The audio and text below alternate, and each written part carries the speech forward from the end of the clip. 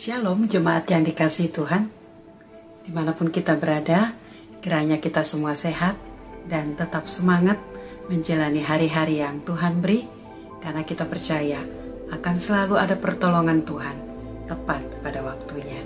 Saya mengajak kita berdoa sebelum merenungkan firman Tuhan. Bapa yang baik, kami berterima kasih dan bersyukur karena Tuhan selalu menyertai kami dan rahmat-Mu tidak pernah berkesudahan dalam hidup kami. Sebentar kami akan merenungkan kebenaran firman-Mu. Roh Kudus, terangilah hati kami, untuk kami boleh mengerti dan taat untuk melakukannya. Dalam nama Tuhan Yesus kami berdoa. Amin. Firman Tuhan hari ini terambil dari Kejadian 35 ayat 1 sampai ayat 5, tapi saya hanya membaca ayat 1 dan 2 dan 5. Demikian firman Tuhan. Allah berfirman kepada Yakub, "Bersiaplah, pergilah ke Betel, tinggallah di situ dan buatlah di situ mezbah bagi Allah yang telah menampakkan diri kepadamu ketika engkau lari dari Esau kakakmu." Lalu berkatalah Yakub kepada seisi rumahnya dan kepada semua orang yang bersama-sama dengan dia, "Jauhkanlah dewa-dewa asing yang ada di tengah-tengah kamu. Tahirkanlah dirimu dan tukarlah pakaianmu." Ayat 5, sesudah itu berangkatlah mereka, dan kedahsyatan yang dari Allah meliputi kota-kota sekeliling mereka, sehingga anak-anak Yakub tidak dikejar. Saya memberi tema kita hari ini, selalu ada pertolongan Tuhan. Pasal 35 ini menceritakan kondisi Yakub yang sedang dalam khawatir. Kenapa? Karena di pasal 34 menceritakan bahwa Yakub beserta keluarganya sedang keadaan terancam.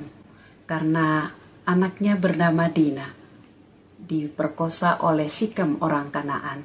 Hal ini membuat anak-anak Yakub menjadi marah dan mereka membunuh semua laki-laki yang ada di Kanaan, bahkan Sikem.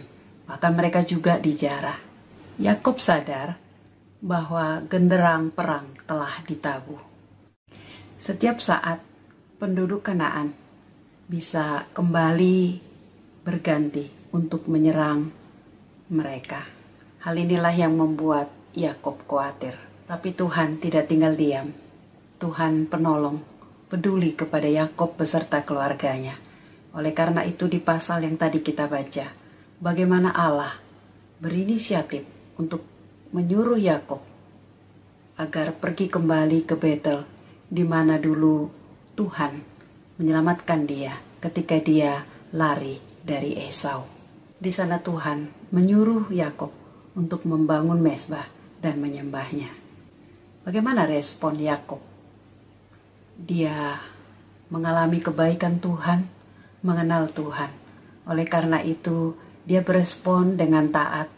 Bahkan sebelum mereka pergi, dia berkata kepada keluarganya dan setiap orang yang bersama mereka untuk menyerahkan patung-patung atau dewa-dewa asing yang mereka sembah untuk dihancurkan dan menyuruh mereka untuk mentahirkan diri.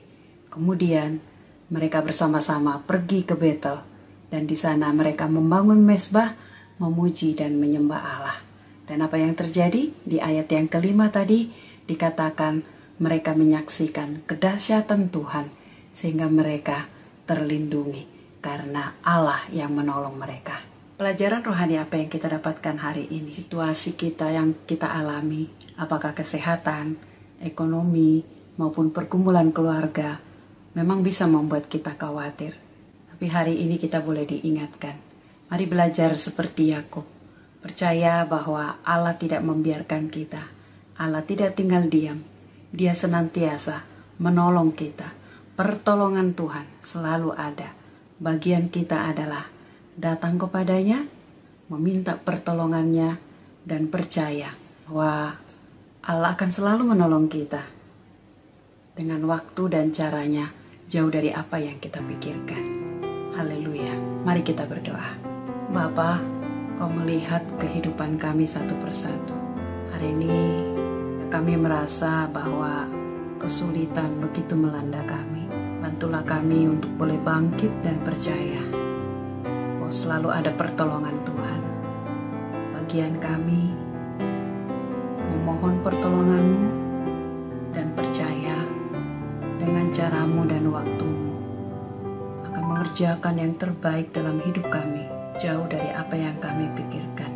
Dan biar lewat pergumulan itu, kuasa-Mu semakin kami alami, dan bahkan kami saksikan kepada orang di sekitar kami. Dalam Kristus Yesus kami berdoa.